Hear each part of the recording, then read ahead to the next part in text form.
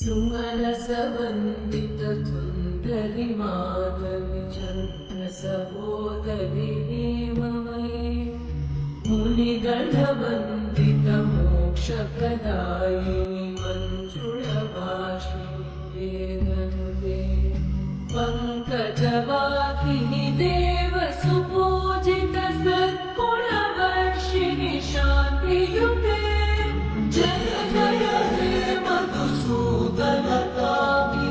आदिलक्ष्मि जय पालय माम्।